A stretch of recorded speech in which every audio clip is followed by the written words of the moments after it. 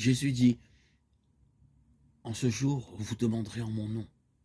Et je ne vous dis pas que je prierai le Père pour vous, car le Père lui-même vous aime. Je vous ai choisi, afin que ce que vous demanderez au Père en mon nom, il vous le donne. Jean 16, 26, 27, 15, 16. Prier au nom de Jésus, c'est plus et mieux que de mentionner son nom au commencement et à la fin de son oraison. C'est prier dans les sentiments et l'esprit de Jésus, tout en croyant à ses promesses, en se reposant sur sa grâce et en faisant ses œuvres. Dieu ne demande à personne de devenir ermite, moine, ou de se retirer du monde pour s'adonner exclusivement à l'adoration.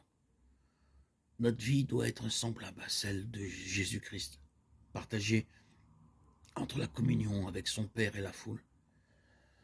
Celui qui se contente de prier se lassera bientôt de le faire, ou ses prières finiront par n'être plus que de vaines redites. Celui qui se retire de la vie sociale, loin des devoirs et des luttes chrétiennes. Celui qui cesse de travailler activement pour le Maître, qui a tant fait pour nous, perd ainsi l'objet même de la prière. Et il ne lui reste plus rien qui le pousse à la pratique de la piété. Ses prières deviennent personnelles, égoïstes. Il ne peut plus demander à Dieu la force nécessaire pour travailler au bien de l'humanité, à l'édification du royaume de Jésus-Christ.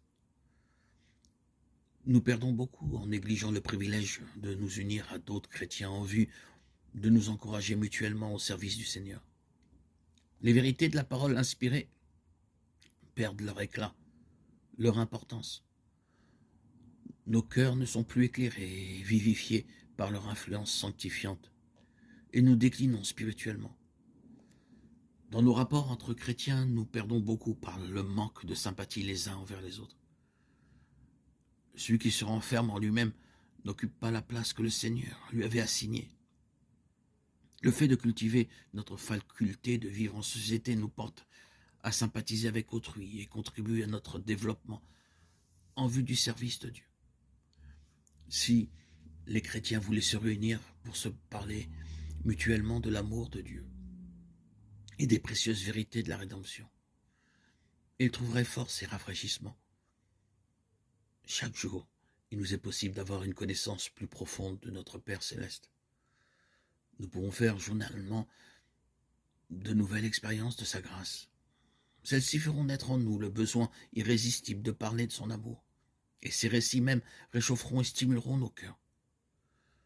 Si nous pensions davantage à Jésus et si nous parlions plus souvent de lui et moins de nous-mêmes, nous jouirions beaucoup plus de sa présence.